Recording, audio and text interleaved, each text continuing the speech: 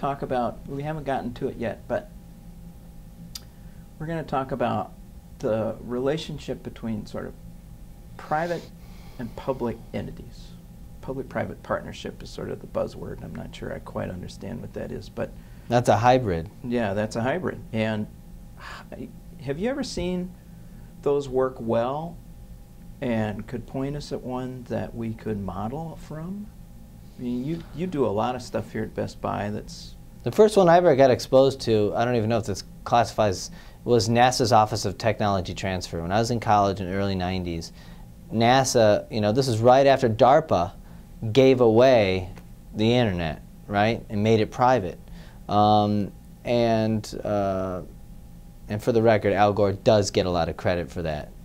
I was watching the hearings, so anybody who wants to make a joke about that, go watch the videotapes. Well, actually, you know, I'm going to interview Vint Cerf next week, and Vint does this amazing rant about how badly maligned Al Gore was with that whole deal. So yeah, that's okay. If I were Al Gore, I'd sleep good at night knowing how many internet connections are in the world.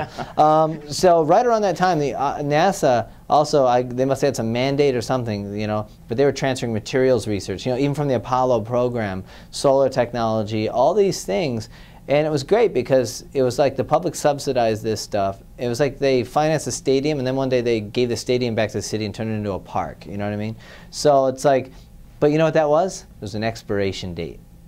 The government will control this and push it, and then at this date, it opens up. So that way you get the best of both. You get the speed you're talking about, but I think where we get into trouble is when you try and do both at the same time, okay? That's where I think it gets a little tricky, because the nature of public and private just, you know, there's certain things they shouldn't do, like church and state should never touch, right? Same thing with this. So I guess I'd probably be more in support of a total state thing, knowing that by charter, you know, the lease to Hong Kong had to revert to the Chinese in 1999. You know what I mean? Yeah. Then, because you know what's great is the economy, almost the private thing, waits for Havana to open back up. You know what I mean? Or we wait. You know, they wait for the mainland to take control again, and then we can all plan ahead.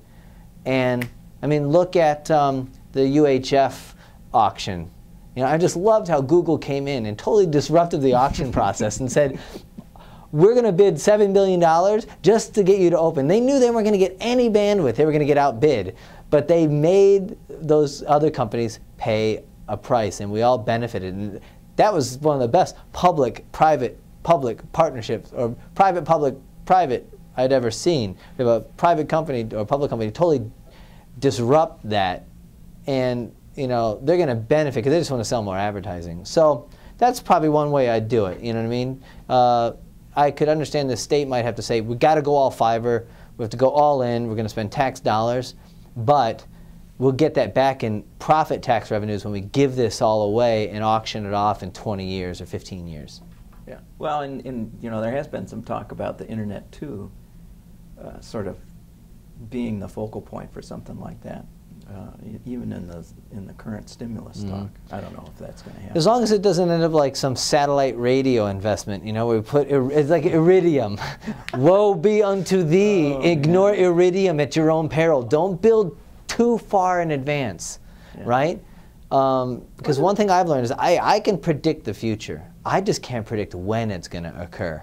And I've figured out that I'm usually about 3 times longer off than I think. I usually think that the future is going to happen in 3 years. It ends up being 9. So whatever I think is going to happen in the next 3 years, it's probably going to be 9. Okay. I don't know.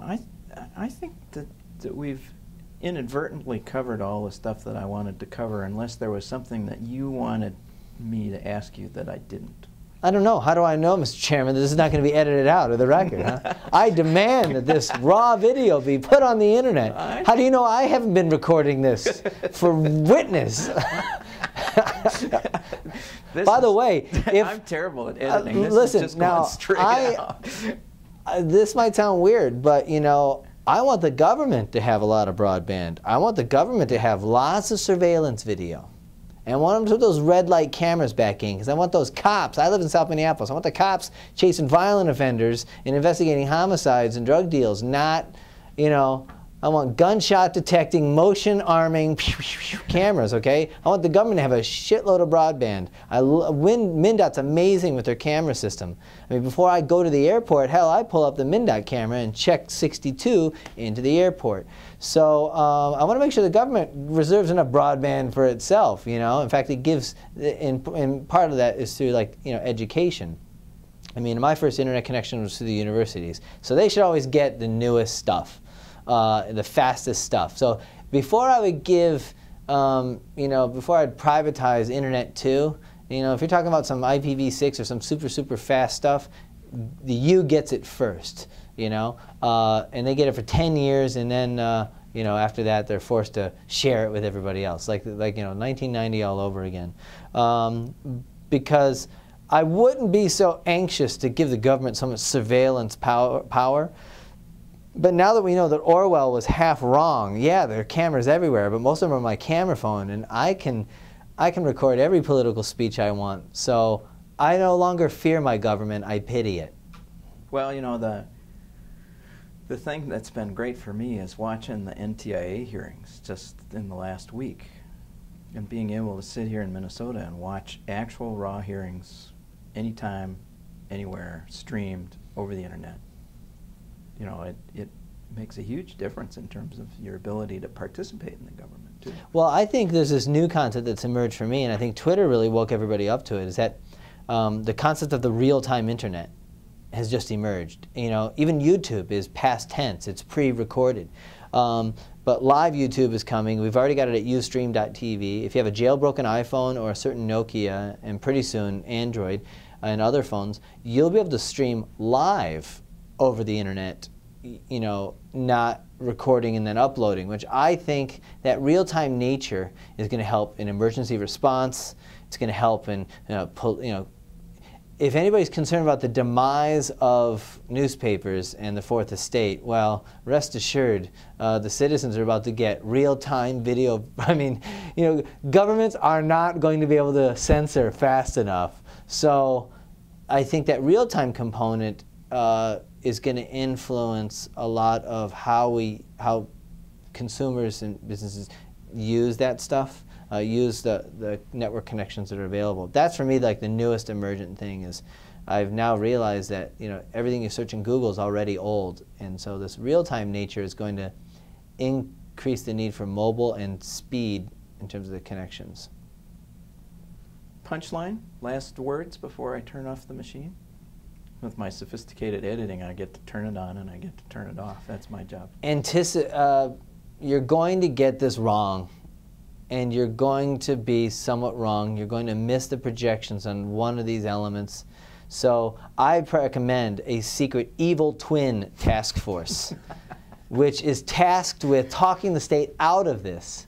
Okay, and if nothing else, to strengthen your own arguments. At minimum, to anticipate, if you can't identify in a final report what the unintended consequences are or likely scenarios, then you haven't fully completed it. You know what I mean? Because if history's taught us anything, is that there's always those one or two surprises that we go, God, we should have seen that coming. So let's try and do that. You know what I mean? Other than that, you know, anybody else expecting you to get it right, let them know we're going to get some of this wrong. We're going to try and keep this open and flexible enough so that when we find out how wrong we are, we'll be able to change the direction and shift it a little bit. It's about the best you can hope for. Cool. Robert Stevens, thanks very much. I'm going to push the button now. Okay.